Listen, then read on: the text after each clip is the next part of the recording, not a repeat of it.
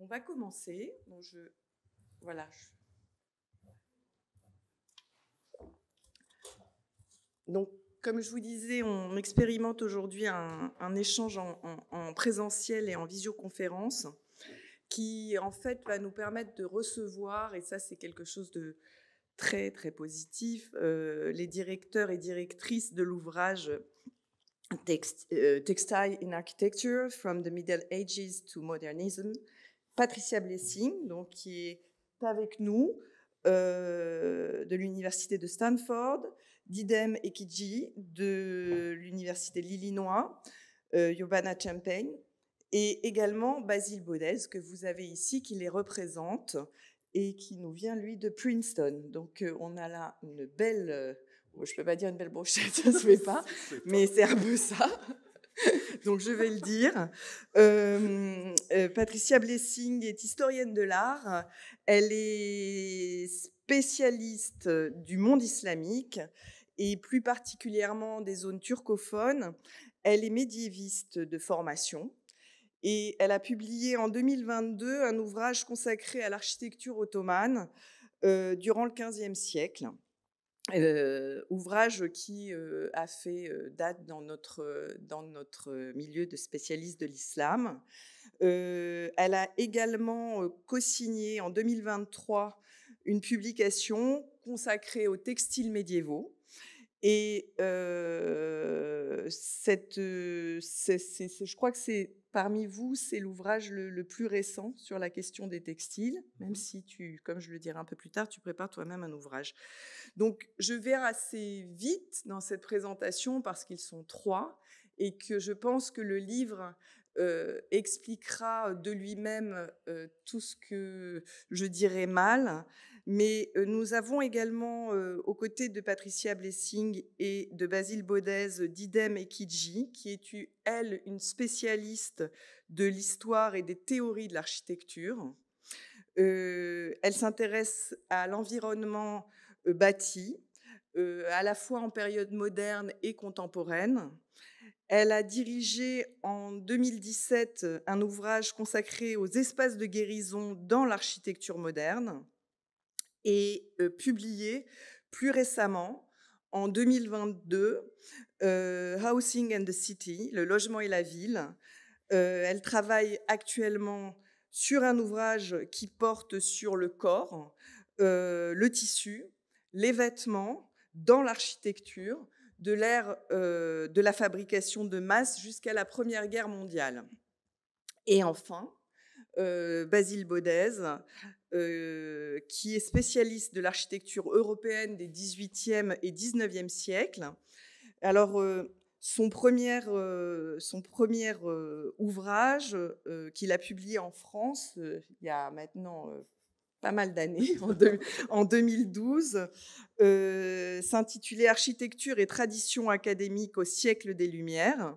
Depuis, il a dirigé plusieurs ouvrages et il a publié récemment un livre consacré à la couleur dans la représentation architecturale occidentale de la Renaissance au XIXe siècle.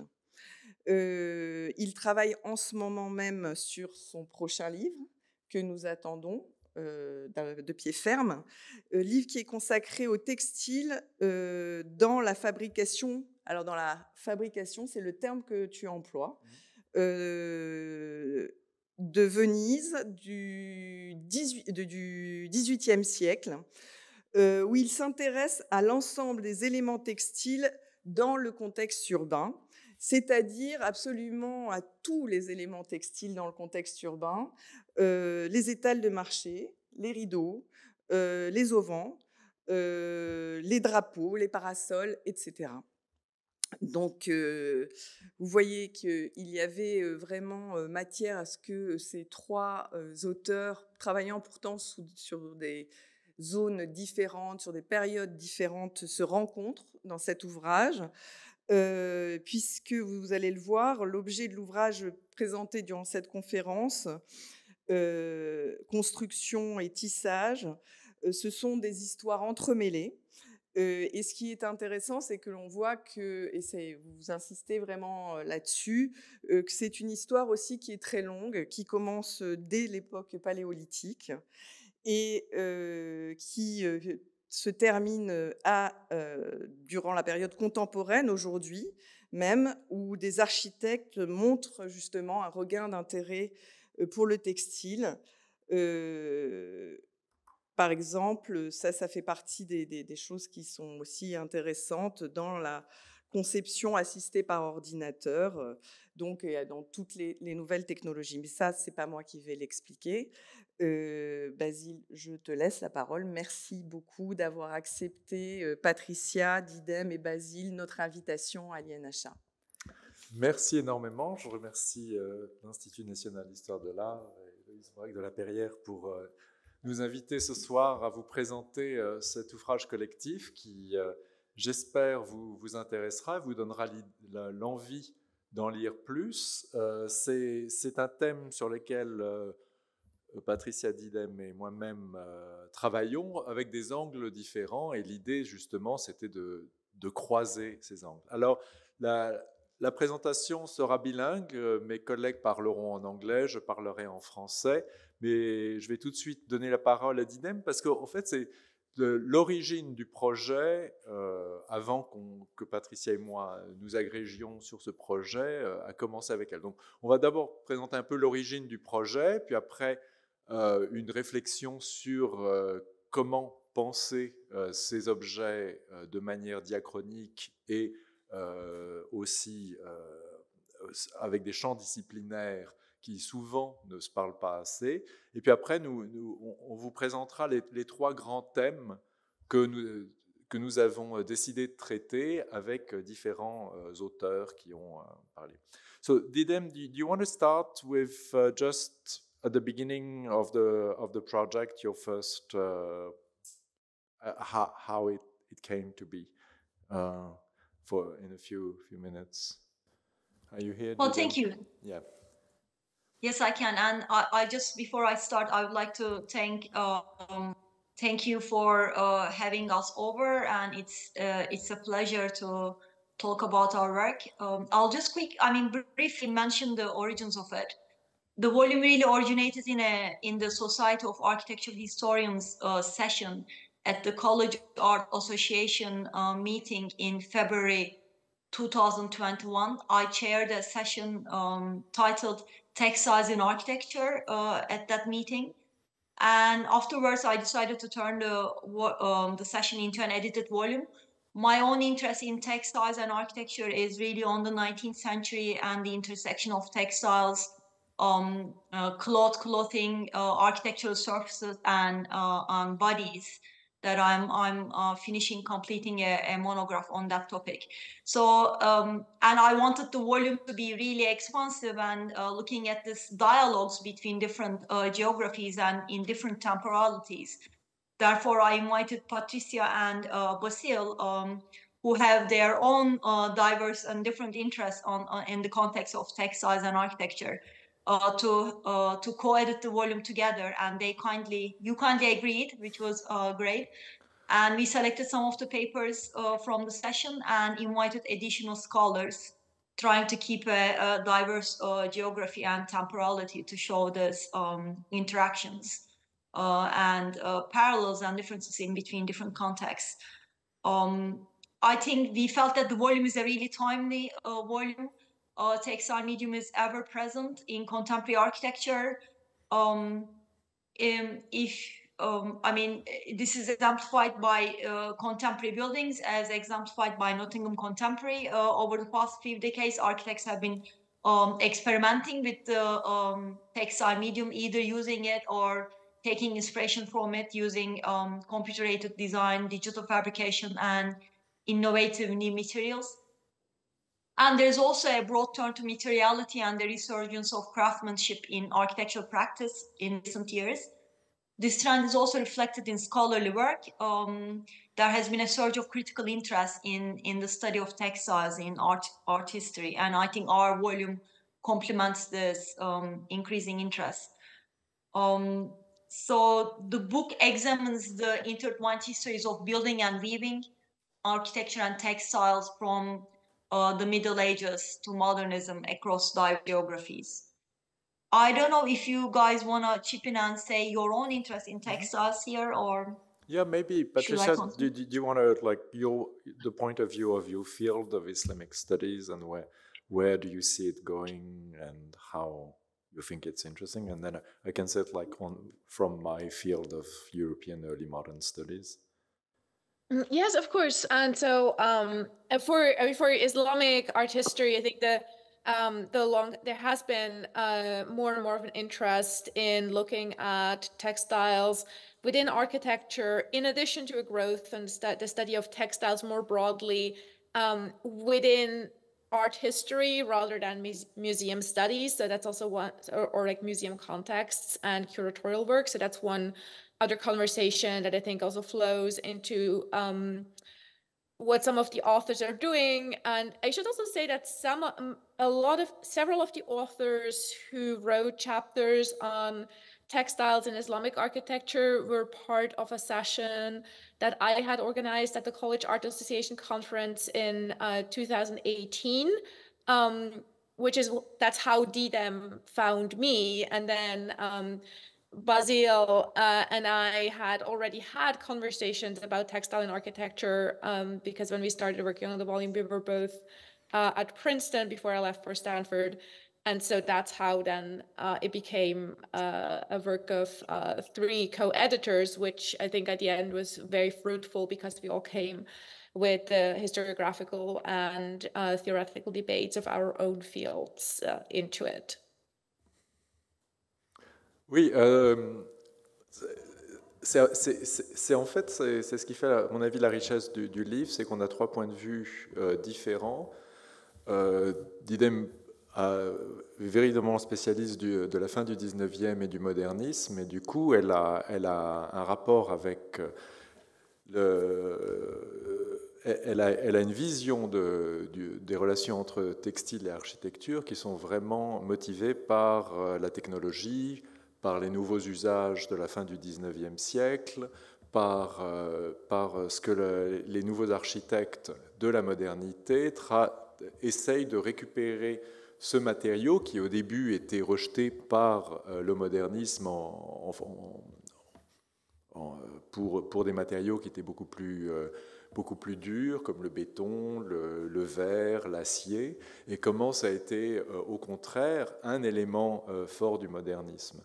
Pour ma part, ce qui m'intéresse dans ces histoires, c'est d'essayer de sortir des études convenues des rapports entre textile et architecture pour la période moderne, qui est surtout concentré sur les intérieurs, en raison forcément de ce qu'il reste, puisque tous les textiles qui ne sont pas faits pour les intérieurs, tous les textiles de l'extérieur qui font partie de l'architecture, qui transforment les façades, qui transforment les rues, ont évidemment tous disparu, puisque en raison de leur fragilité, de leur caractère éphémère, ont disparu.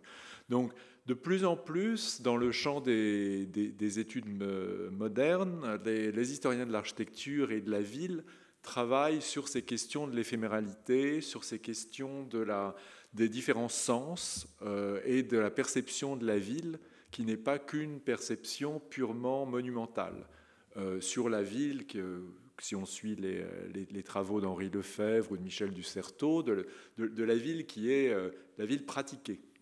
Et le textile fait partie de ce domaine, de cette ville qui est apprivoisée, qui est la ville de ceux qui la vivent. Donc, quand on a commencé à travailler tous les 3 sur ce que serait l'ouvrage, on a essayé de réfléchir justement sur, de nos 3 domaines différents, quels sont les thèmes qui s'entrecoupent, quelles sont les tendances historiographiques récentes qui permettraient de faire venir, qui permettraient vraiment de mettre en valeur ici. Alors, on a choisi 3 grands thèmes et on sait en fait comment Vous savez, c'est toujours difficile la collaboration, surtout quand on n'est pas au même endroit. Donc, comment on se partage un ouvrage, et chacun, on a pris un thème avec un certain nombre d'auteurs qui ont présenté des essais dans le thème.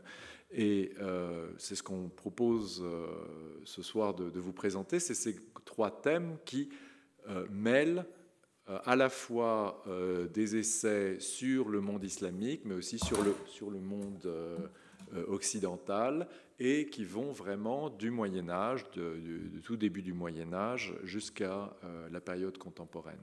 Et c'est ce qu'on essayait de faire. Donc, ce que je propose, c'est... Patricia, do you want to present your part first? Yes, and I apologize for having to present the third part of the book first. I quite simply miscalculated the time difference between California and Paris because the US has already moved to daylight savings times, and well, Paris hasn't, as you know, and I have to teach later today. So I'm really sorry that I may have to leave a little early.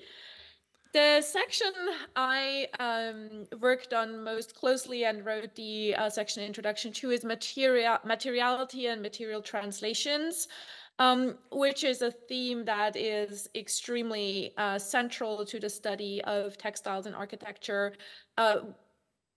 more broadly, but where especially there has been a lot of work that has been done in the realm of Islamic art. And that is reflected also in the fact that 4 out of 5 chapters in this section address actually themes of Islamic art. And to some extent, I would have liked this to be a little more diverse, but that's also how chapters fell into place as authors were writing them. So we did not necessarily determine from the start where authors would be, or there was at least some flexibility as the work evolved of where these chapters could become placed. The authors in the section work on how textiles are translated into architecture, both physically, so the kind of textile objects in space that Basile referred to, right, which are extremely important and often no longer visible, but also the translation of textile motifs into other materials. And at times, as they're actually addressing these chapters, also the translation of motifs that don't originate in textile, but sort of drawing them over to textile. So noting that also, I think that's important, that this relationship is not necessarily unilateral, right? It's not always textile motifs ending up being copied in architecture, but this can also go both ways, and can sometimes go both ways within the same context. Before I move to the individual chapters, I think it's important to emphasize that in the context of the study of Islamic art and textiles, the seminal study by Lisa Golombek, which an article that proposes the concept of a textile universe of the pre-modern Islamic world. Now, well, at first, this concept may seem almost pejorative, like evoking ideas of richly adorned harem spaces and flying carpets. It's actually one that puts a lot of value on the presence of textiles and on a multivalent presence of textiles in interior and exterior spaces, and as objects that are extremely movable, is extremely versatile, and also highly appreciated.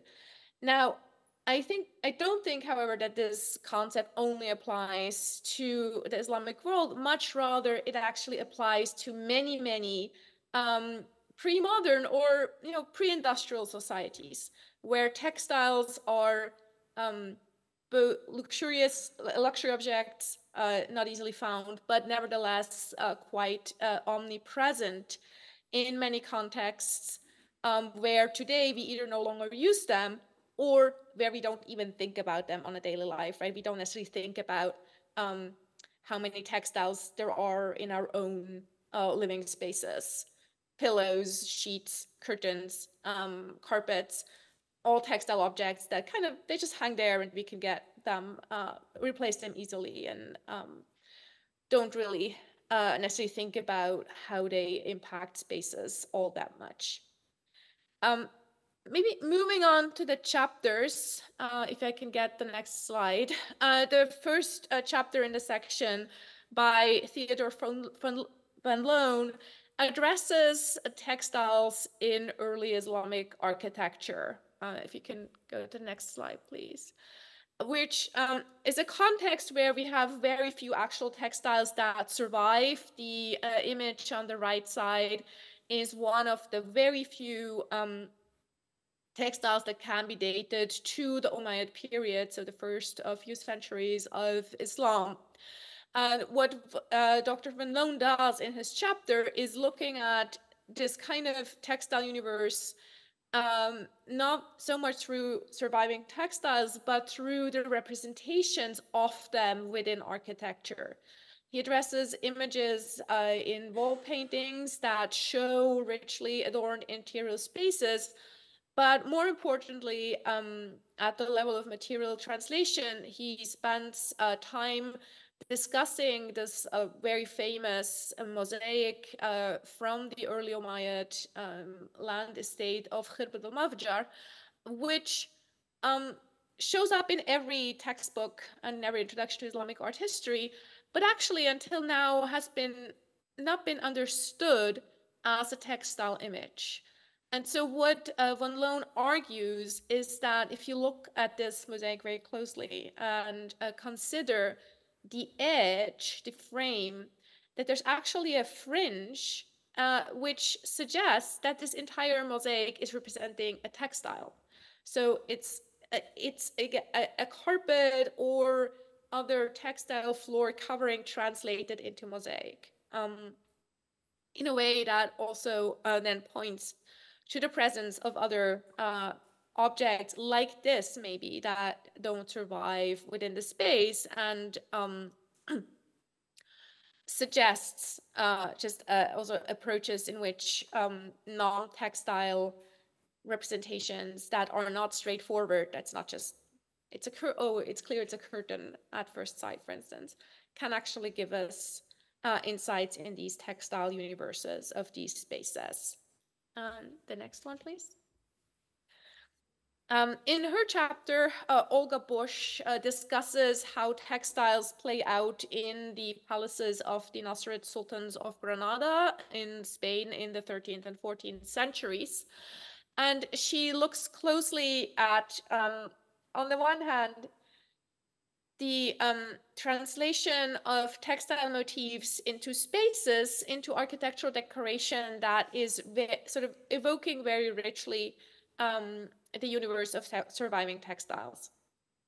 On the other hand, she also looks at how the poetry that is inscribed in many places in this site addresses textiles, but also the textile and haptic nature of these spaces.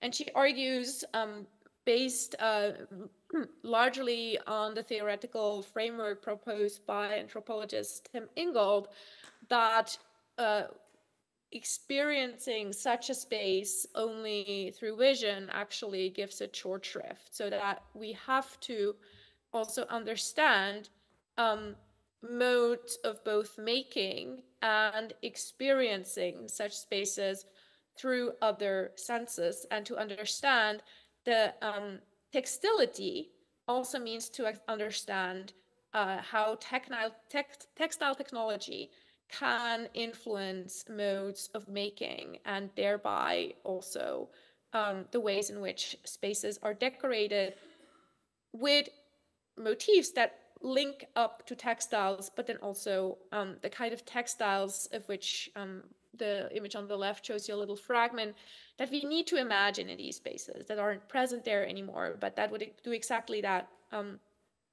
put on that additional layer in indoor and outdoor spaces, and then also creating like barriers or transition zones between the various parts of this large palatial complex that has indoor and outdoor spaces, courtyards, but also closed rooms like the one you see in the image on the right.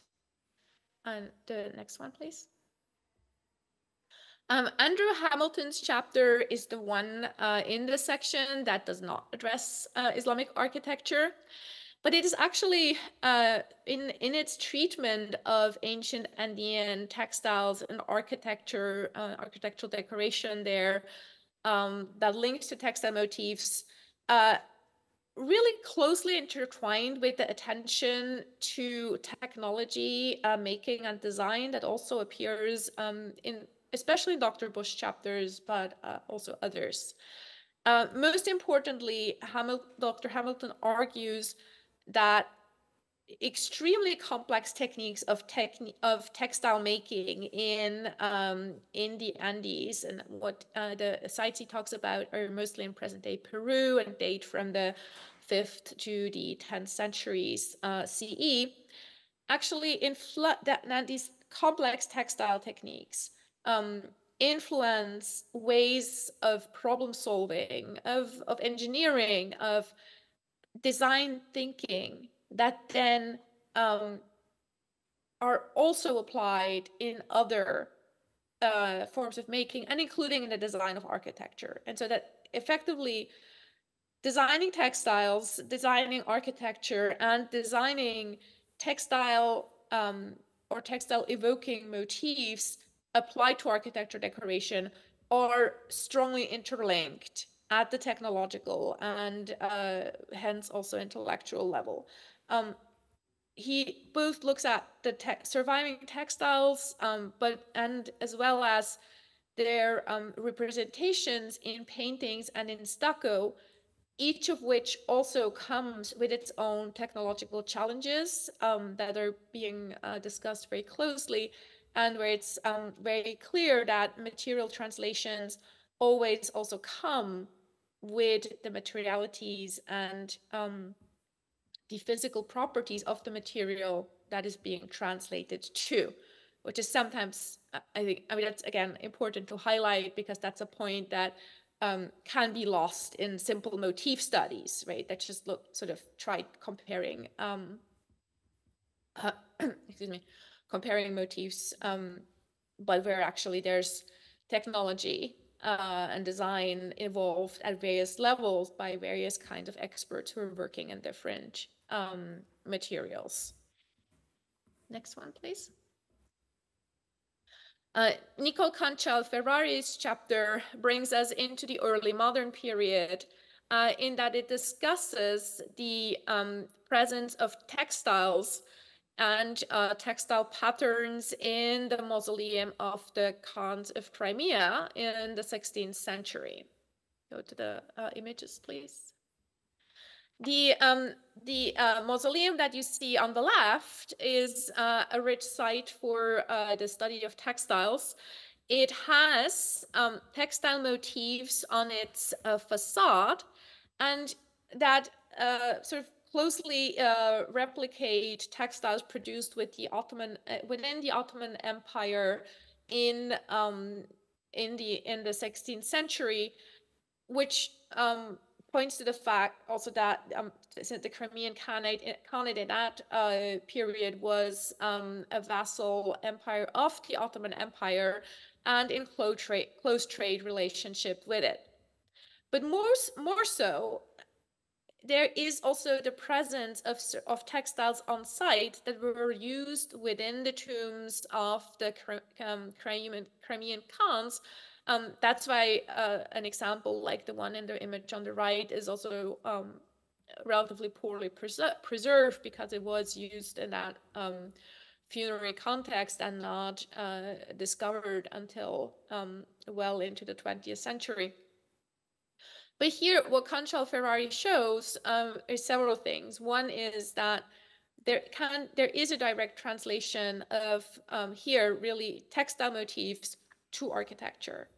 But then also she points out that the use of these textiles in this site in the palace, of which no interior decoration survives, and then also more broadly in other polities that are closely intertwined and that are in other regions around the Black Sea, these textiles become one of the conduits of royal representation that hinges on an Ottoman visual language. But in each case, as they're translated here into stone carving, in other sites into that she looks at into wall paintings in Christian churches, actually have a lot of flexibility in how they are being adapted, and how also in each case you have the wearing of textiles along with the use of those motifs in architectural decoration that creates a whole in which these two things can't be completely separated out, right? You always have the textiles as well as the motifs of those textiles and architectural decoration that are being used together. And the textiles are used both to adorn the spaces, but also to clothe the people that move within them. Then the next one. And the final chapter takes us into the 19th century Ottoman Empire with Ashley Dimmick's study of Ottoman tents and their impact on architecture in the 19th century. Now, this is one of the very rare examples, actually, where we do have this kind of outdoor textile architecture surviving, right? Basile mentioned that there's sort of very, very little that survives of textiles that were not used for interior decoration. And that is certainly also true within the Islamic context. But from the 18th and 19th century, even 17th, from the 17th century on, in several regions, in the Ottoman Empire, in Qajar Iran in the 19th century, and from late Mughal India in the 18th century, we have tents or parts of tents that survive. And these were monumental fabric structures that could be used, that were used in outdoor settings. Some of them were used for sort of entertainment purposes, like setting up big outdoor feast spaces with tents and carpets and all kinds of other textiles, which are spaces that don't survive, but that are represented in book paintings. Others were very, very richly adorned tents that were taken on campaigns by Ottoman grand viziers and sultans, and that's how a lot of the surviving ones that are outside Turkey are actually ones that were captured at the Second Ottoman Siege of Vienna in the late 17th century. Now, by examining these tents, Dimmick shows that there was a direct relationship between this overwhelming presence of textile architecture in textile on the design of structures that were built of stone and wood and brick. And so she looks at especially these tent-like roof lines, like the one you see in the image on the right, and how these are bringing the textile structures of the tents into stone architecture and solidifying the textile architecture. And they're doing this through the use actually of wood frames for these roofs. So these undulating lines you see are done by bending wood and creating a structure that is then covered in lead. And so here there is actually, in the formal translation, also a material commonality in the sense that you have a wood frame for tents, you have a wood frame for these roofs, and then they're covered in one case with textile, in the other with metal. So that the material translation here, I think, is somewhat complicated once more at the level of technology. And so overall, what I think actually the chapters in this section are doing is they're really contributing to an understanding of material translations that is also technological. That is not just looking at motifs, but that is really looking at how ways of making are inherently tied to these translations at various exceedingly complex levels.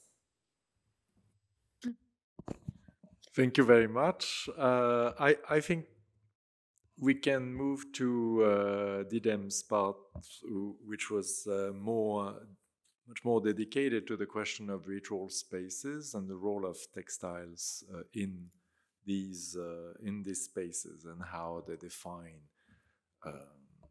rituality. That was one of the themes that we thought in the literature was the most well done. So Didem. Thank you, Vasil. So I organized papers in the part 1 that was around, as Vasil just said, on ritual spaces. So the papers in this section explore the role, the significance, and meaning of textiles in the performance of ritual practices in built environment. Just to perhaps take a backtrack, textiles have always embodied spiritual and symbolic value across time and societies. And they served as metaphors for core cultural concepts throughout the world. Archetypal myths have featured frequent references to thread and cloth. And material qualities of fabric have afforded it an essential role in ritual settings. That is, the fabric's ephemerality, pliability, and portability make it particularly suited to the notion of transformation initiated by ritual practice. And it highlights the temporal and spatial dimension of the ritual. The fabric also shapes ritual context as well as facilitating spatial interactions. And that's what the 3 papers in this section mostly focus on. So then the authors examine various ways in which textiles transform ritual context and define processes that shape social, political, religious concepts and identities. Some of the ways in which they do is that they first examine how textiles form spatial enclosures or act as architectural implements, either to convert a profane space into a sacred or ceremonial one, or to define hierarchies within a sacred space. And second, authors do that by analyzing how cloth worn as ceremonial garments and exchanged as gifts facilitate spatial interactions that structure ritual performances. The iconography and versatile qualities of textiles in ritual settings are explored by the first 2 chapters by Abby Stockstill and Claire Kammerer. Stockstill essay was on Islamic architecture. That's why I think the papers in our sections are overlapping in terms of theme and their focus. Stockstill examines the significance of the Almohad Caliphal tent, the kubba, as there's some tent depictions from Almohad military campaigns on the slide on the right. This kubba, the tent, was utilized during ceremonies in Marrakesh and also in military campaigns in the 12th century. So Stockstill regards the Caliphal kubba as part of an imperial program of performative presence, and that presence blurred the historical and social boundaries. The kubba as the tent, it drew open precedents from prophetic and Umayyad traditions that incorporated Almohad reformism into a much longer trajectory of faith-based military campaigns. Basically, Stockstill argues that the kubba was ambiguous in form and function, and Almohad caliphs used it to their advantage, this ambiguity. It was both martial and spiritual in origin. And if you look at the original text, in Hebrew and Syriac text, it referred to tents creating a sacred space, but it referred to sacred stones that dotted the landscape in pre-Islamic times. And in early Islamic accounts, the kubba is described as a red-dyed leather tents that belonged to Bedouin nomads. So it had also this kind of nomadic association. And later, the term was adopted to signify the central tent for the Prophet Muhammad in military campaigns. And that's where the military reference is coming from. The term was also used to refer to Almoravid pavilion of Qubba al-Baruddin, which featured a double-shelled dome.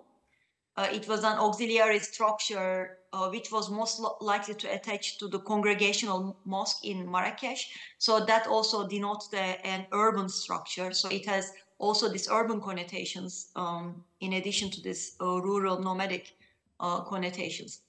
And the ambiguity of the Almohad's ideological program was then manifested in the Qubba, in terms of its expression of diverse facets of Almohad identity, that is nomadic, Bedouin, and different ethnical allegiances, but also its temporality and its physical setting apart from the public. Basically, Stokestical argues that the Qubba always was in this kind of spaces, which the entry was strictly controlled, whether it was in Marrakesh as the ceremonial tent where the Khalif received visitors, or it was in military campaigns where, again, it was in a special denoted area where the access was restricted. So then, as it was displayed in Marrakesh, the Qubba occupied a liminal space between urban and nomadic, military and sacred.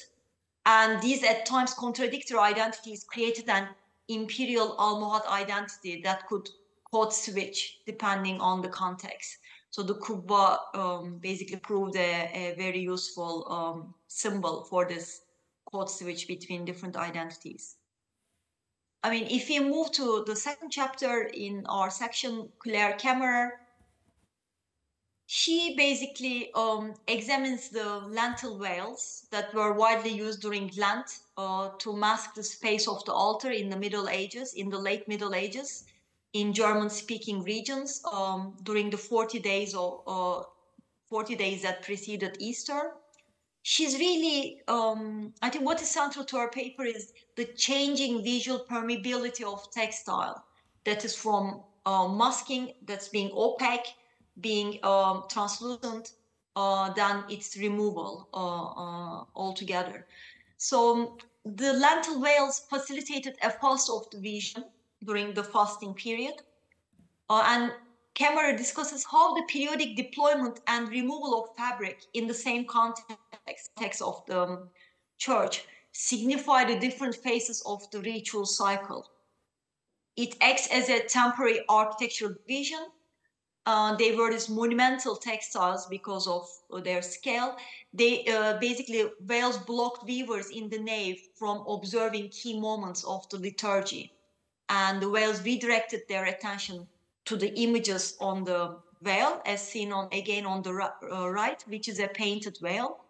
But in the case of on the left, there are no images or lack thereof, therefore perhaps creating more internal reflection. But at sometimes they create this kind of translucency which layered the textile with the liturgical activities at the altar. And she also explores how several forms of lentil veils, including embroidered whitework, as seen on the slide on the left, and the painted textiles seen on the left, right, and the ways in which each form facilitated the viewer's relationship with the space of the altar and their spiritual preparation for Easter. So if we kind of quickly compare these two chapters, they are both on this remarkably large textiles manifesting an architectural scale. In Stockstill's case, the surviving textile from the arguably from the 12th century is, she argues, might be part of the actual tent. It was not a banner as it is believed today, but it might be part of the imperial, the kubba tent that survived. And she thinks this might be the front flap at the entrance. But in both cases, these are really monumental textiles manifesting an architectural scale. And they are laden with symbolism, reorganizing space at different scales. And if we move to the last chapter in my section, and in some cultures, these large-scale fabrics, when unfolded, they connected participants of the ritual, providing visual, physical, and conceptual links between the different participants. And that is what Anne Guernsey Allen is exploring in her chapter. She basically explores such use and significance of textiles during ceremonies in the Polynesian archipelago of Samoa. She examines textiles in two contexts.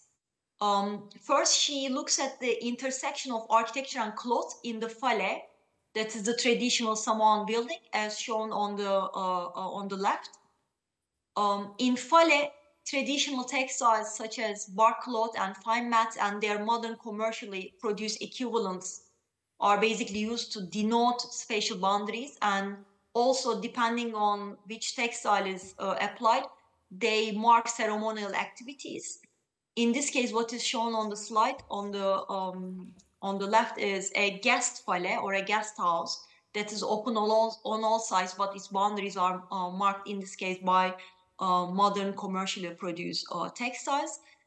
The second context she analyzes textiles is on the Malay, that is the village green, and that is what you see on the right-hand side. Basically, in this context, the textile was presented as gifts, and they reflect individual and group status, as well as creating and reinforcing social and political sides between the who give the textile and who receive the textile. So village Malay is surrounded by this guest fales, the houses, and in a ceremonial situation, the cloth is basically passed from one side of the Malaya to the other side.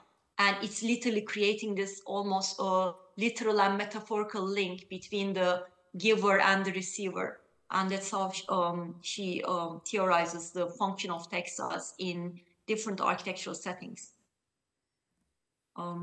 So overall, I think all the three papers, although they are in very different geographical contexts and different time periods, they basically focus on how textiles structure the ritual practices, whether by shaping the architectural context, literally enclosing the space, as in the case of the tent, for example, or acting as architectural implements, as in the case of the lantern veils, but also then also in the case of the Samoan village, where they act as this, markers of the space, but also structure the ritual by literally its portability.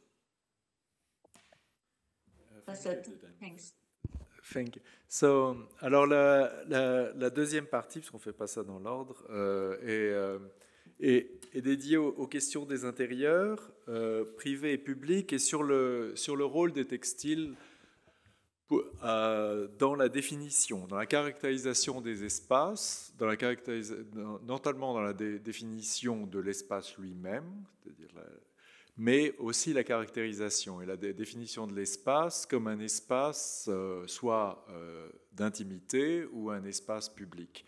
Et ce qui lie les trois chapitres de cette partie, c'est que justement la nature même du matériau textile porte en lui-même la négation de cette définition. C'est-à-dire que c'est le fait que le textile lui-même, par son caractère éphémère, est appelé à disparaître, qu'il est dynamique, c'est-à-dire qu'il peut être toujours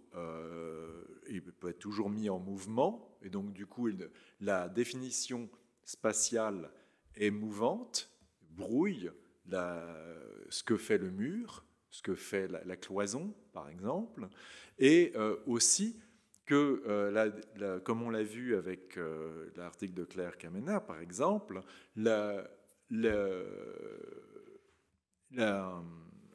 le textile lui-même, si il peut brouiller et il peut arrêter la vue, n'arrête pas les autres sens. Il n'arrête pas il étouffe les sons, mais ne les bloque pas totalement. Il étouffe les odeurs, mais pas totalement. Donc il a toujours cette fonction qui est entre deux, et c'est ça que montrent les trois chapitres. Le premier chapitre de Memei Rado, qui est professeur d'histoire du costume et de la mode au Bach Graduate Center, traite de la question du rideau et des textiles dans les intérieurs aristocratiques du XVIIIe siècle en France. Et ce qu'elle montre, c'est que le rideau, en fait, qui est un élément assez nouveau dans le décor européen, qui date vraiment à partir des années 1670, prend des formes extrêmement complexes et développées dans la première moitié du XVIIIe siècle et prend une importance dans la définition des espaces de l'intimité.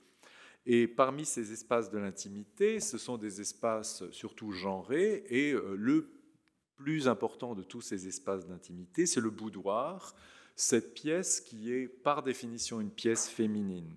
Et ce qu'elle montre bien, c'est que dans les images produites au XVIIIe siècle qui montrent ces rideaux, l'aspect sexuel du rideau fait un lien très très fort avec les habits eux-mêmes, avec la mode portée par ces femmes, et que le rideau devient une sorte de substitut de la personne féminine qui est ici faite pour être consumée, en fait, par la personne l'homme qui va acheter cette estampe.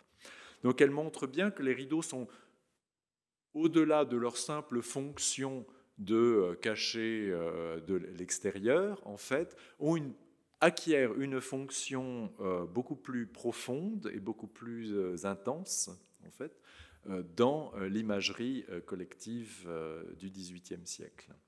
Le deuxième chapitre d'Émilie Orr travaille vraiment sur les relations entre les textiles intérieurs et la modernité, en prenant comme cas d'école l'Angleterre des années 1930.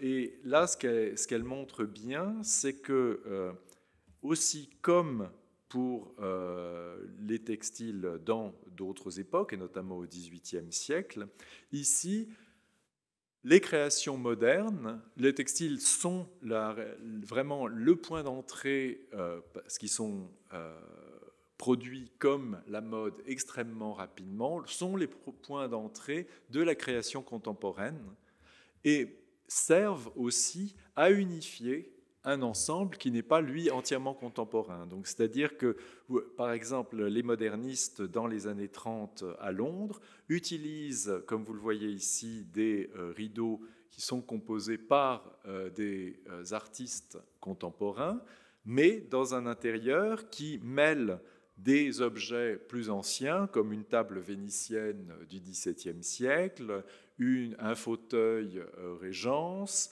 un buste 18e, mannequin 18e qui vient d'Italie, et qui lie avec une toile contemporaine, mais dans un cadre pseudo-ancien. Et ce qu'elle montre, c'est que justement les rideaux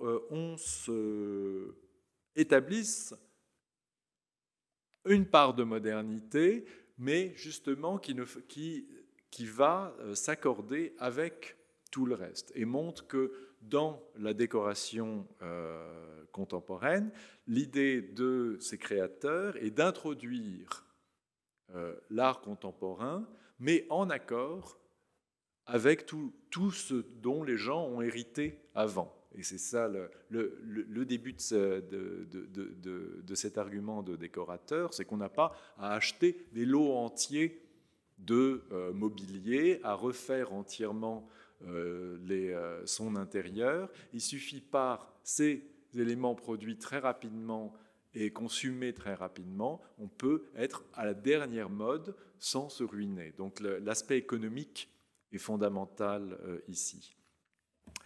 Et le troisième chapitre, par Abigail McGowan, qui est professeure à l'Université du Vermont et spécialiste de l'Inde coloniale, c'est justement dans ce même esprit de travailler sur cette permanence du rôle des textiles à travers différentes temporalités. Et elle prend comme exemple trois éléments qui sont deux d'entre eux hérités de la période moghole et adoptés par les colons anglais dans de nouvelle forme architecturale, le bungalow, qui se développe dans l'Inde coloniale. Une qui s'appelle les punkah, que vous voyez ici en or, qui sont ces gigantesques éventails qui amènent l'air dans les intérieurs et qui sont animés par des serviteurs que, comme vous le voyez, ne sont pas sur l'image. Et ces punkahs, qui sont hérités directement de l'Inde moghole, sont adoptés par les colons anglais pour leurs intérieurs modernes et déterminent tout l'ameublement et toute la disposition des meubles de la pièce, puisque cet objet qui est accroché au plafond, qui est mobile mais très lourd et très compliqué à déplacer, est beaucoup moins compliqué à déplacer qu'une table. Donc c'est là où va se trouver la personne qui a besoin d'être rafraîchie, en fait, ça va être juste sous le punkah. Et c'est ce qu'elle montre. Ce qu'elle montre, le deuxième chose héritée de période moghole, c'est ce qu'elle appelle les chiks, qui sont ces rideaux faits de raffia qu'on trempe dans l'eau, dans lequel on jette de l'eau, et qui rafraîchissent en temps extrêmement chaud les intérieurs, qui permettent de rafraîchir les intérieurs. Et à côté de ces raffias, elle montre qu'il y a un élément, le rideau, dont a parlé May Rado avant, qui est lui importé directement d'Angleterre, qui n'existait pas dans la tradition indienne, et qui là est utilisé de manière tout à fait différente que en Angleterre, puisque, comme vous le voyez ici, le rideau, au lieu de juste permettre d'occulter totalement la lumière, est là pour donner de l'intimité, c'est-à-dire et laisser la partie de la fenêtre ouverte pour laisser l'air circuler. Donc il y a une adaptation d'un élément qui est purement occidental, qui n'existe pas dans la tradition, à une manière d'habiter qui, elle, est adaptée à l'endroit où ils sont. Donc elle montre bien ce chiasme entre ces éléments et textiles permettent de lier l'Inde coloniale et l'Inde moghole, et aussi l'Inde coloniale et la métropole qui sont là. Et elle montre bien comment les rideaux, après, sont adoptés par toutes les classes de la société indienne, jusqu'à ce qu'ils deviennent ils sont absolument partout là. Donc les trois chapitres ici, ils montrent bien que les textiles ont ce rôle de définir des espaces d'intimité, mais toujours avec des limites. Par exemple, il y a une Britannique, Sid McGowan, elle décrit sa chambre à coucher comme un tronçon de rue avec un lit dedans. C'est-à-dire qu'il n'y a plus d'intimité parce qu'elle a tous ces serviteurs qu'on ne voit pas dans cette image, mais qui, pour les Anglais de la fin du 19e et du début du 20e, sont extrêmement présents, trop présents, avec les relations que ça va. Et ces éléments textiles, ils permettent de brouiller les frontières spatiales par leur mouvement, mais aussi les frontières temporelles, en jouant un rôle de médiateur entre le passé et le présent. Et ils permettent de rassembler des objets qui ne sont pas liés, qui sont liés ni par leur fonction, ni par leurs matériaux. C'est ça qui est de même comme les vêtements. Donc ces 3 chapitres, ils permettent justement d'étudier ce rôle tout à fait particulier du textile dans les intérieurs, de unification, mais aussi brouillage des différents espaces. Donc, comme vous voyez, le livre rassemble un certain nombre de thèmes qui sont liés à la fois à la spécificité du matériau lui-même, son caractère éphémère, son dynamisme, sa transportabilité, ce qui permet de transporter des motifs d'un endroit à un autre, du monde ottoman au Rana de Crimée, mais aussi du fait de sa mobilité qui peut aussi, comme c'est par définition le textile, un matériau qui n'est pas en 3 dimensions, qui peut s'appliquer parfaitement à toutes sortes d'ornements et qui s'applique parfaitement à l'ornement, notamment dans le monde islamique, qui couvre les murs, qui couvrent les parois, qui couvrent les pages des livres. Et ce caractère de 2 dimensions, contrairement à d'autres types de matériaux, permet justement, et de sa fluidité, le fait qu'il peut aussi, il peut épouser l'objet sur lequel il se trouve, il est parfaitement adapté à la notion d'ornement qui couvre l'objet qu'il veut faire. Donc, c'est ce qu'on voulait montrer avec ces différents essais dans ce livre, c'est justement revenir aux caractéristiques mêmes du textile et de vraiment de les pousser au plus loin et de voir qu'est-ce qu'ils peuvent apporter à l'architecture, aux autres matériaux de l'architecture, que ce soit la pierre, le béton, le verre, etc. Voilà.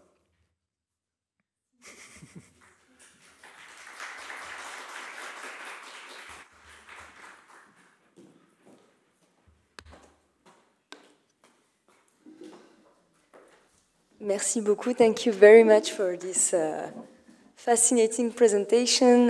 Thank you, Didem and Patricia and Basile. Voilà. Je vais continuer en français. Merci pour nous avoir présenté ce livre très, très éclairant qui ouvre, je pense, une multitude de perspectives et de réflexions pour les historiennes et les historiens de l'art. Et alors, ce qui est particulièrement intéressant, et on l'a vu, c'est la manière dont ce livre a été construit, avec une organisation thématique et non par période chronologique et zone géographique. Et c'est ce qui permet de susciter des réflexions pour tous les chercheurs, et même pour les chercheurs ou les chercheuses comme moi, qui ne se spécialisent pas sur le textile, mais qui peuvent trouver justement des idées sur la manière, sur les qualités matérielles du textile, les qualités spatiales et leur fonction dans l'espace architectural. Et donc on peut vraiment lire l'ouvrage de bout à bout. En plus, il n'est pas très très long, donc vraiment je le recommande à tout le monde. Et puisqu'on peut trouver en fait dans toutes les sections des idées, des bases théoriques sur la manière dont le textile interagit avec l'architecture, et donc même dans des sections qu'on n'envisagerait pas forcément. Donc justement, par exemple, moi en tant que spécialiste de l'architecture religieuse, de l'art monumental en Arménie et Géorgie médiévale. J'ai trouvé la deuxième partie sur le domaine domestique et cette sphère de l'intimité très intéressante sur ces manières la manière qu'a le textile à la fois d'obstruer la vue, mais de laisser passer d'autres sens, l'ouïe, l'odorat, et c'est quelque chose de très intéressant, par exemple, pour comprendre la liturgie arménienne, le rôle du rideau et l'expérience du fidèle dans l'église, qui peut-être ne voit pas l'autel, mais qui entend la liturgie et qui sent l'encens qui est activé. Donc c'était très, très intéressant. J'aurais... plusieurs questions, mais peut-être que... Est-ce qu'il y a déjà d'autres questions dans la salle pour commencer ou peut-être... Moi, j'aurais une question déjà très générale sur les limites chronologiques de l'ouvrage. Je me suis demandé justement... Bon, j'imagine que ces limites qui commencent au Moyen-Âge correspondent à vos propres spécialités, mais on peut voir qu'il y a quand même des zones géographiques très variées. Donc, est-ce qu'il y a quelque chose d'autre derrière ce choix? Est-ce qu'il y a peut-être moins d'études dans ce sens sur l'étude du textile dans l'architecture pour l'Antiquité ou... Oui, le premier choix qui a été fait, c'était de ne pas traiter la période contemporaine, sur laquelle beaucoup a été écrit sur les notions de textilité, et ça, on le traite un peu dans l'introduction, c'est-à-dire la manière dont les architectes utilisent maintenant le concept de textilité comme une seconde peau, sur un cœur qui n'est pas très intéressant, et puis après qu'il le recouvre de quelque chose comme on le recouvre d'un textile. On pense à la Fondation Louis Vuitton, on pense au Louvre à Abu Dhabi. Donc on fait un cube, et puis après on le recouvre de quelque chose, comme on recouvrerait un objet pas très intéressant véritablement d'une couverture textile. Donc on a, comme la bibliographie sur le sujet est quasiment uniquement sur le XXe siècle, on n'a pas voulu on a voulu s'arrêter au milieu du XXe siècle en fait, et pas traiter la période contemporaine. Non.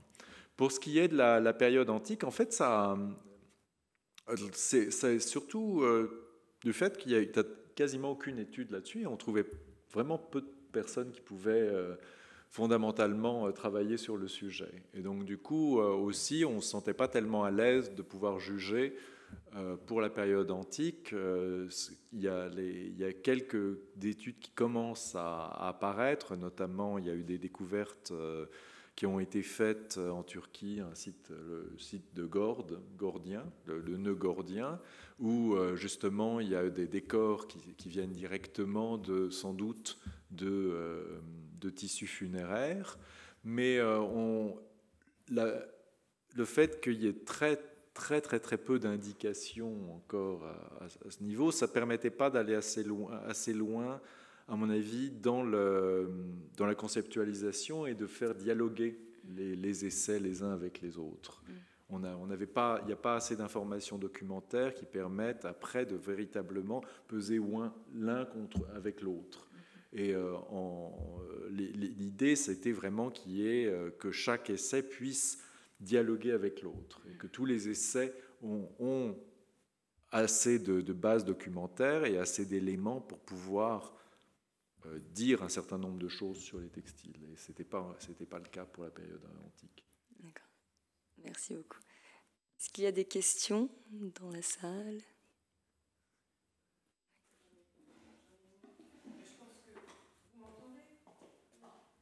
Tu veux l'enregistrer si tu veux, je ne sais pas, il y a des trucs d'enregistrer. Oui, justement, je me posais cette question parce que, merci beaucoup, d'abord parce que c'est vrai que vous avez soulevé tous les trois énormément de points extrêmement intéressants. Je sais qu'en tant que spécialiste des arts de l'islam, je me rends compte depuis déjà longtemps qu'on a en fait relativement peu de choses, alors que sur peu d'études sur les textiles, on en a beaucoup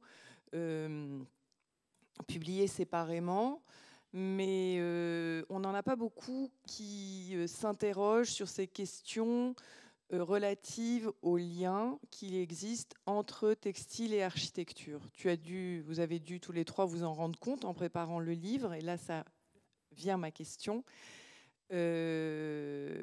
Finalement, puisque vous avez dû faire le tour, je pense, de l'historiographie, où en sommes-nous aujourd'hui dans la recherche sur ces questions, à la fois dans le monde européen et dans le monde extra-européen? Je vais traduire et je vais laisser Diem répondre, comme ça, c'est pas toujours moi qui parle.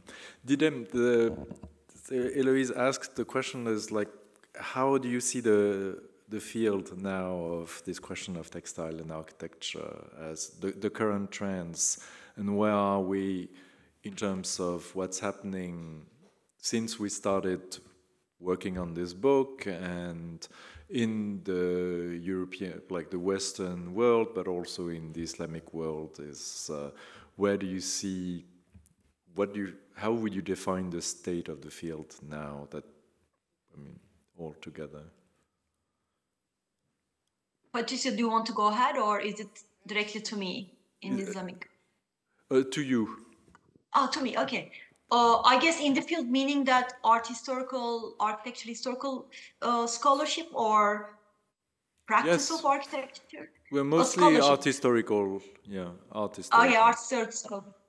I think since, well, Patricia did her session in 2019, mine was in 2021, and we published the book this past summer in 2023. I think it is still a growing field, and especially, I think, as Patricia mentioned, I think there is now more critical interest in art history in non-Islamic, in non-Western context. I think the interest in textiles were mostly refined to ethnography or museum studies, and I think now it is more and more coming into the field of art history, this interest. So there is, I think, more works. Actually, just before I came to this presentation, there was a show at the Urbana at the University of Illinois, where I teach, on the African textiles in the architecture library. And I thought, I thought this is such a nice coincidence, because as we are preparing for this presentation, I think it really shows that there is a growing interest in the field, especially in the non-Western context. And this is now coming into the study of art historical and architecture historical scholarship. Oui, j'ajouterais que pendant très longtemps, l'historiographie sur le textile était surtout dominée par les restaurateurs. Comme c'est un champ qui demande une connaissance technique extrêmement poussée, beaucoup plus que d'autres, où les termes sont très importants, les techniques sont extrêmement complexes, les études dans le champ des textiles étaient vraiment dominées par des gens qui savaient exactement comment étudier, comment faire, comment analyser les différents types de textiles. Et donc du coup, il y a eu, je crois que pendant très très longtemps, il y avait une réticence de la part des historiens de l'art, des historiens de l'architecture, d'aborder ces questions-là, parce que ça demande une connaissance technique et un travail d'études extrêmement poussées, plus que d'étudier comment est fait un panneau peint à la tempéra. Donc, je crois que ça a été une des raisons pour lesquelles l'historiographie sur les textiles est restée pendant très longtemps très technique et assez peu sur les usages, et surtout sur les savoir-faire et la manière dont ont été faits, et assez peu sur l'iconographie elle-même, assez peu sur les liens avec les autres arts. Et je crois de plus en plus récemment, des gens commencent à s'attaquer à justement le rapport des textiles avec d'autres arts, que ce soit en peinture, en architecture, avec les objets, et comment on peut passer d'un médium à l'autre, comment les motifs circulent, Hein, on s'intéresse de plus en plus, vraiment, évidemment, hein, ça. Et je crois que c'est lié à deux choses dans l'historiographie. C'est lié d'abord au mouvement sur le global, hein, comme on dit, c'est-à-dire où de plus en plus de gens travaillent sur la circulation des motifs d'un domaine à un autre, du domaine islamique au domaine occidental, de l'Est, de la Chine à l'Europe, de l'Afrique à l'Asie, etc. Et donc, du coup, c'est des objets portables, c'est des objets qui voyagent beaucoup, contrairement à l'architecture, et qui n'ont pas besoin de la représentation elle-même. Il n'y a pas besoin du papier, il n'y a pas besoin du livre. Donc, c'est un différent type de circulation. Et donc, du coup, il y a ça. Et puis aussi le tournant matériel, qui est aussi très important. De plus en plus, les gens s'intéressent les historiens de l'art prennent en compte la fabrication et la technicité des objets sur lesquels ils travaillent. Et donc, du coup, on passe plus de temps, quand on est un historien de la peinture maintenant, on passe plus de temps à regarder les pigments, à regarder les sous-couches, à regarder comment la toile a été faite. Et de fait, se rapproche plus des historiens du textile qui regardent aussi.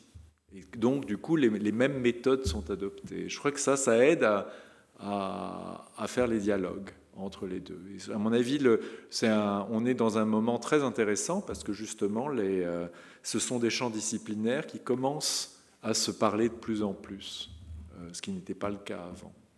Et avec des historiens de l'art et des historiens de l'architecture qui s'intéressent de plus en plus à ces objets qui, jusqu'ici, à mon avis, leur faisaient vraiment peur. Merci beaucoup. Une autre question ?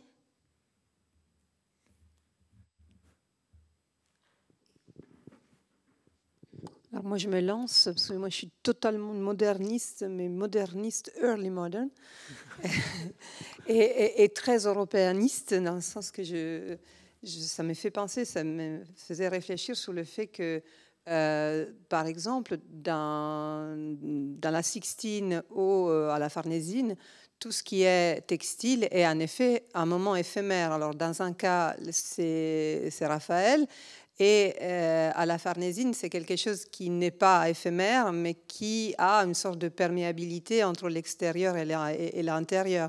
Donc, c'est vraiment intéressant, cette idée d'éphémère qui représente le textile, qui soit vrai ou qui soit représenté comme tel. Et donc, cette idée aussi, je pense qu'il reste quand même dans la nature du textile, comme vous l'avez dit, du début, en fait. C'est quelque chose qui représente souvent un espace ou un moment particulier qui passe, qui transite. Oui, ce que je trouve intéressant dans le textile et qui est vraiment très caractéristique, très spécifique aux matériaux, c'est le possible. C'est-à-dire qu'il porte en lui-même le possible d'être bougé, d'être retiré, d'être arraché de manière bien plus que beaucoup de matériaux.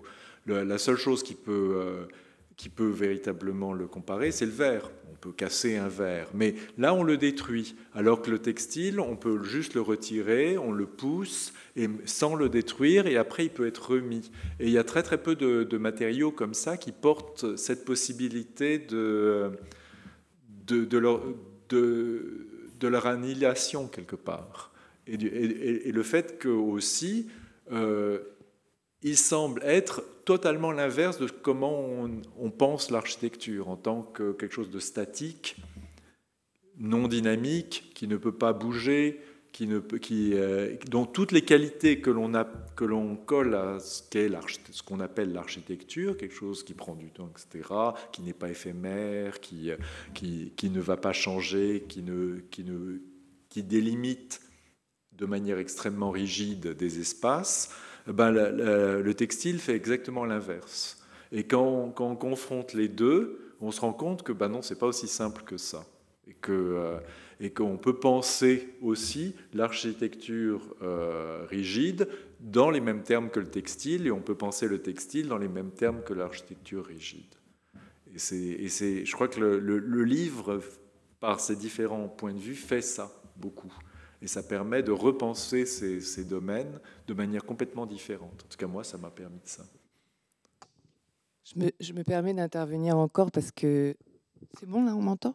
Oui, parce que Patricia est plus là, et je pense qu'elle aurait pu le dire pour l'islam, mais c'est quelque chose qui est profondément ancré dans la pensée de l'historien de l'art islamique, puisque nous avons justement pour l'islam deux choses. C'est que d'abord, moi j'ai appris très tôt, durant mes études, qu'on parlait d'architecture mobile.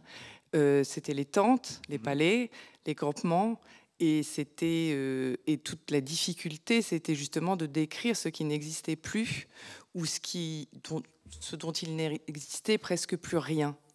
Et c'était intéressant parce que ça faisait écho également au fait qu'il reste très peu d'architecture palatiale dans le monde islamique, ce qu'a évoqué brièvement Patricia tout à l'heure.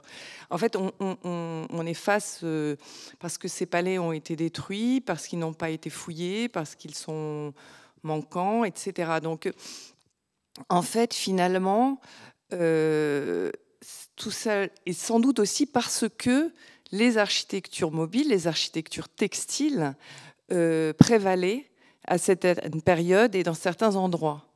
Donc, cette opposition, elle est beaucoup plus floue qu'elle ne l'est pour vous, je pense, pour les non-spécialistes, ou je ne sais pas comment on peut dire ça, pour vous autres.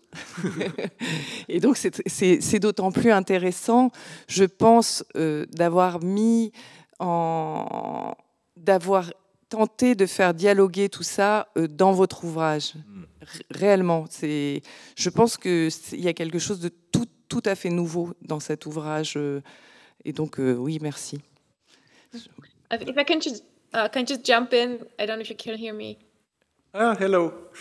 Hi, sorry. I wasn't sure if I'm still visible. If I could just respond to what Eloise said, I think what's really important in that point is that a lot of the early work on this relationship between textile and other media comes out of fields like Islamic art history, like Byzantine art history, like East Asian art history, where there's a different conception of genres of art and of a hierarchy of genres that's not so much sort of, painting, sculpture, architecture, and then nothing for a long time, and everything else is craft.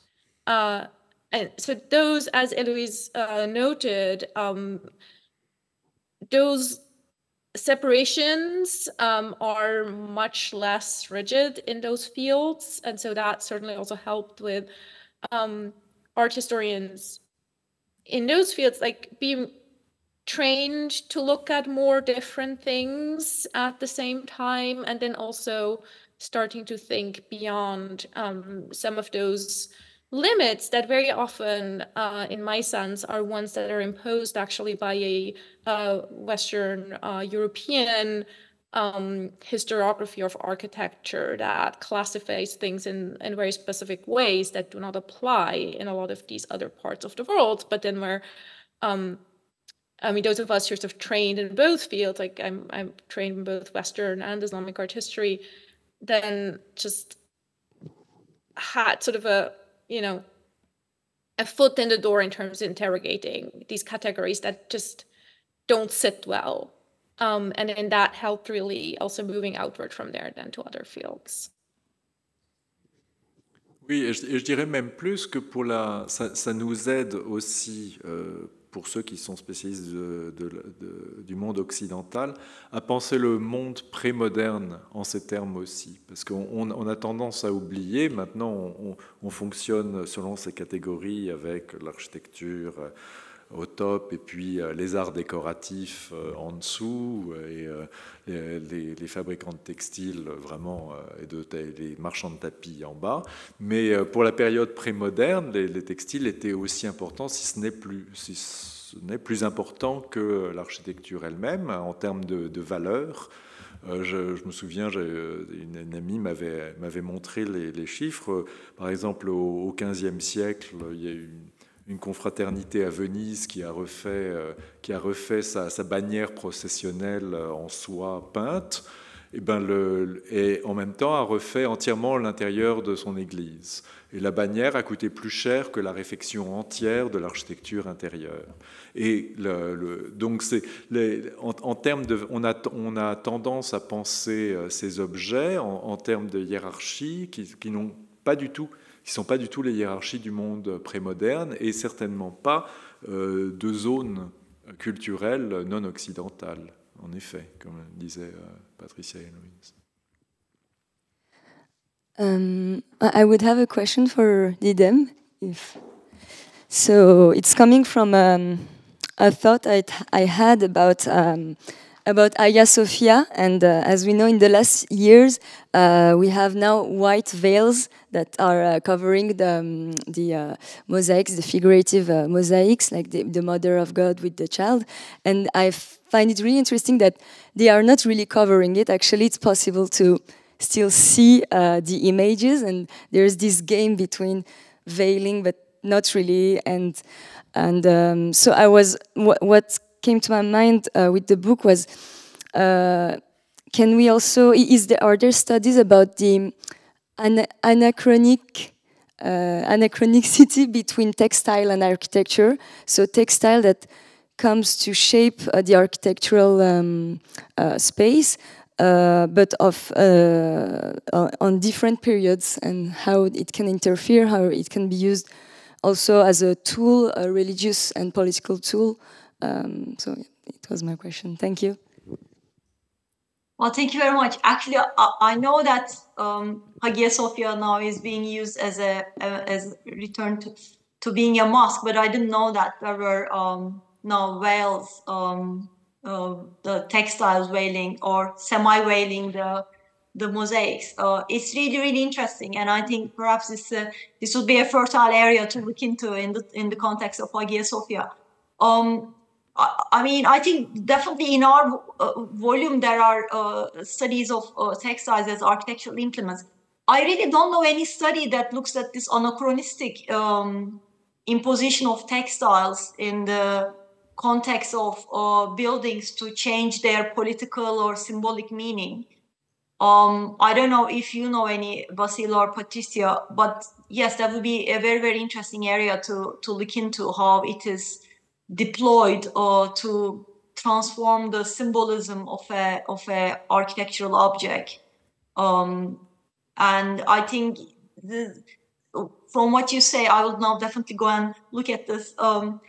That the idea that they are also not completely veiling, but the textiles only still translucent is also very interesting. That to acknowledge that. I mean, because if you know the history of Hagia Sophia, in the original, I mean, before it was turned into a mosque, all the mosaics were uncovered by clearing the paint from the later applications. So now it's not being repainted because that paint has been cleared in many areas. But now they are imposing textile, which means it's a more ephemeral, more temporary, and perhaps less invasive intervention than, I guess, what was done before, like painting them over. So it's really, really interesting. But I mean, for myself, I really don't know any studies that look into using textiles in this manner to transform the meaning of a building or to change its symbolism. Thank you very much. Dans la tradition occidentale, l'exemple courant, c'est le voilage des façades d'église pour des raisons funéraires souvent.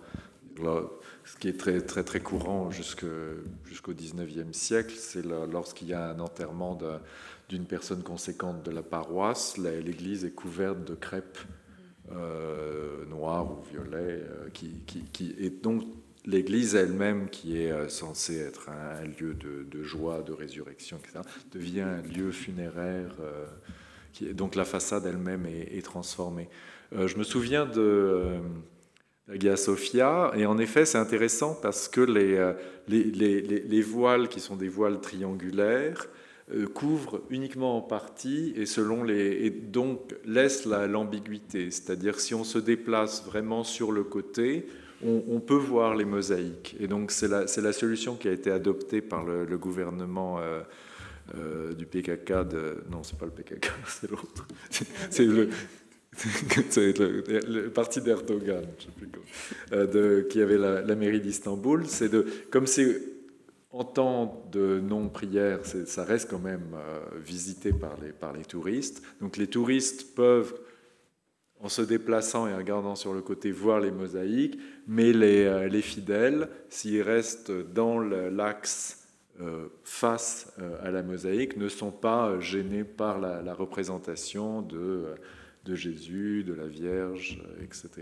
Et donc, du coup, ce qui est intéressant, c'est que là aussi, le textile a cette valeur d'ambiguïté. C'est-à-dire, c'est pas comme la peinture qui avait recouvert entièrement, le plâtre qui avait entièrement recouvert les mosaïques jusqu'à ce qu'Atatürk vienne et les découvre. Donc, il y a ce côté qui est toujours fluctuant, toujours de liminalité qui est complexe. Et ça, c'est vraiment la spécificité du textile. C'est un très bon exemple. Just maybe a last point. Oh, I'm sorry. Just a last point on this, and then I'll have to go. But there's also, Hagia Sophia, this issue of like textiles as political performance, right? When the space was turned into a museum in the 1930s, carpets were removed. And when it was turned back into a mosque, the veils were added, which, as you both said, are really, they're performative, right? It's making a mark. It's Erdogan's statement of we'll hide them, and they're sort of done in a way that's not complete. But carpets were also added right away, really, and that actually. The carpets, much more so than the veils, transform the space, also because they affect the acoustics in a very profound way. And there's this performative aspect, which, it's, I think that's what's interesting about it. And I think that's what also, there's studies sort of the Ottoman transformation of the building over time already. And there's some studies to begin that talk about this more recent transformation that was very much just a government action, and where actually the mayor of Istanbul, who opposes Erdogan, had nothing to say. Oh, really? Where more importantly in our context, a lot of the restorers and art historians who've been working to preserve Hagia Sophia for a long time had nothing to say. So they were not consulted in this. Thank you very much. Thank you so much for a wonderful event. Unfortunately, I have to run. But Patricia, thank you. Have a good class. You. Bye-bye. Bye. Was actually a question for Patricia, but maybe you can also try to answer it. I was wondering, and in relation to the subject of the political or the symbolism of textile and the political meanings that they might hold in architecture, about the kiswa, the textile on the Kaaba, and all the political meanings that it holds when it was sent from different places. To cover that extremely symbolic building in Mecca. So has anybody discussed that in the book, or have you thought about it as also a relationship to discover between textile and architecture, to explore? Sorry. Thank you. There is no one that discusses Kaaba in our book. But there is an article that looks at that textile cover of Kaaba in Tristan Weddingen book series that he did on textiles. He edited total 11 volumes, and in one of them that more specifically look at architecture. They're not all on architecture, in general arts. I remember one essay on that veil of Kaaba. But I'm not very knowledgeable about that topic, other than I know that there's an essay on it. Une autre question? On a encore un petit peu de temps. Alors.